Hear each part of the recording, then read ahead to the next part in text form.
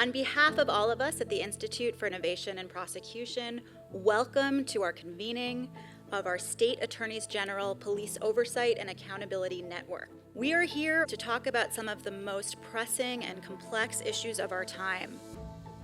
From George Floyd to Tyree Nichols, from the Baltimore Police Department to the Chicago Police Department, from the city of Ferguson to the city of Louisville, police misconduct and abuse persists, and there are hard questions around police oversight and accountability that remain to be answered. And our goal is to give you the tools to start to answer those questions. I'm so glad to see so many people, not just the AGs, but also their staff here, because that's how the work really gets institutionalized.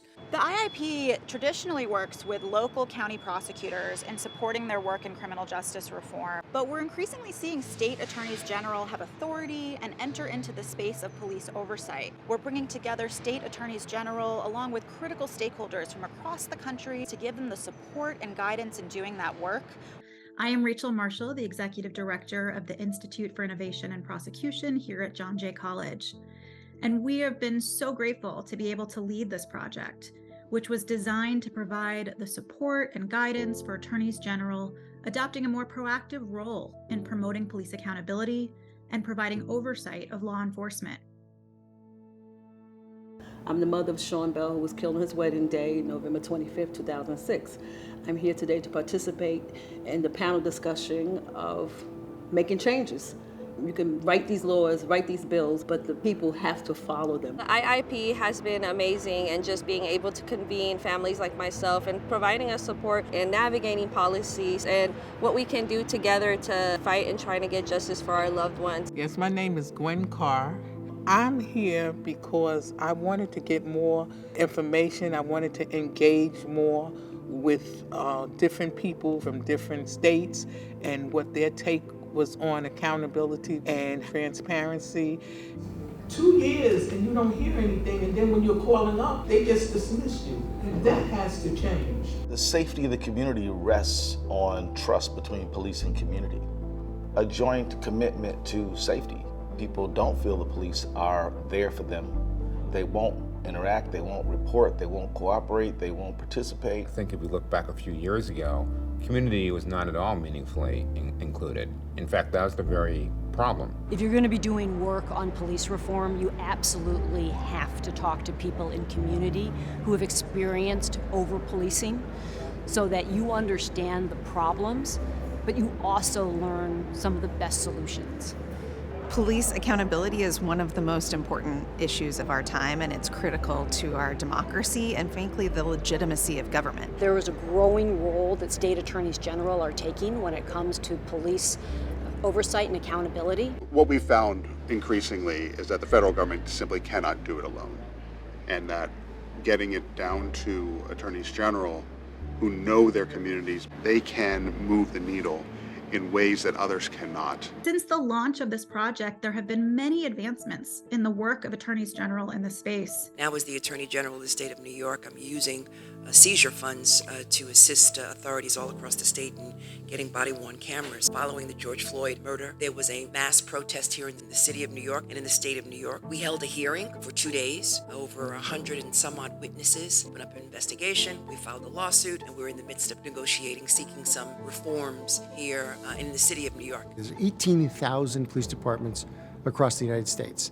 Over the last 30 years, the United States Department of Justice has investigated maybe 80 or 85. States attorneys generals can play an incredibly effective role, and in some ways, a different role than the Department of Justice, because they work and know their local jurisdictions. They can expand the capacity of people who are doing this work. This IIP convening is important because it allows states' attorney generals to see that there are a number of different kinds of oversight mechanisms and accountability mechanisms that they should be undertaking. Variety and redundancy are both really important in oversight.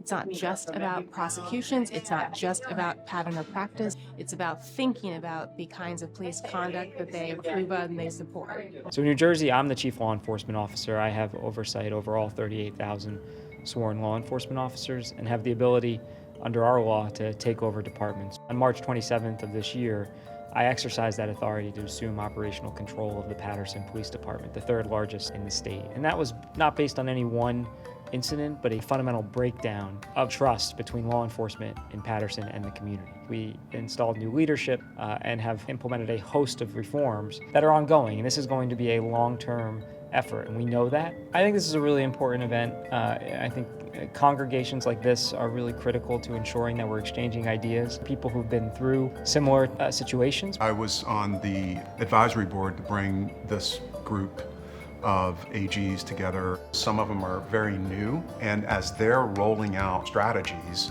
and sort of grappling with their authority in police reform, we can provide assistance. And there are a lot of police chiefs that are very progressive and driven in a genuine way. When I was appointed police chief, there were extreme challenges in Camden, New Jersey. It was the nation's most dangerous city. And when I was appointed by the New Jersey Attorney General, the people in our city had very high levels of mistrust.